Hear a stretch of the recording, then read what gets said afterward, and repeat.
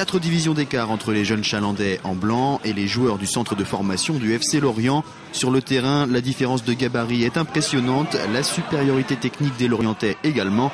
Chaland subit logiquement mais tient bon pendant 20 bonnes minutes grâce notamment au gardien Michael Doudard. Mais la défense vendéenne finit par craquer à la 22e minute avec ce but de Leroux servi par Orbet. Les incursions chalandaises dans le camp breton sont rares. Les Merlus contrôlent le match et ne laissent aucune miette à leurs adversaires. Ils inscrivent un deuxième but à la 35e minute par l'intermédiaire de Pelé. 2-0 à la mi-temps. Chaland souffre mais fait preuve de beaucoup de courage face à un adversaire largement supérieur. Chaland, il joue trop derrière, quoi, bien sûr.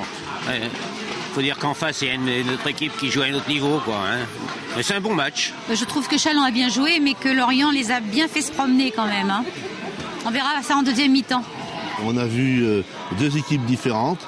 Une équipe qui joue au football tous les jours, des joueurs qui jouent au football tous les jours, c'est un centre de formation, et des joueurs de Chaland qui jouent 2 fois par semaine. Mais ils sont courageux et j'ai vu de très très bons joueurs à Lorient. Très bonne première mi-temps, ils ont bien tenu. Mais bon, fallait pas s'attendre à un miracle. Au retour des vestiaires, Lorient domine toujours autant mais peine à creuser l'écart, et ce en grande partie à cause des exploits du gardien chalandais.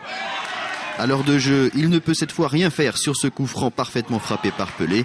3-0, les Chalandais vont alors payer tous leurs efforts fournis depuis le début du match. Les jambes se font lourdes et les Lorientais beaucoup plus affûtés en profitent.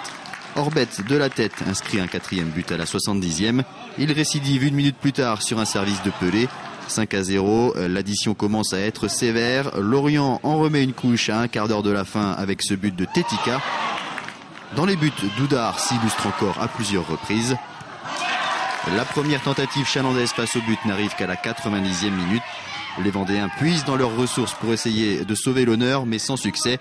Score final 6-0 pour Lorient, un score fleuve, mais Chaland peut être fier de sa prestation et de son parcours dans cette Coupe Gambardella.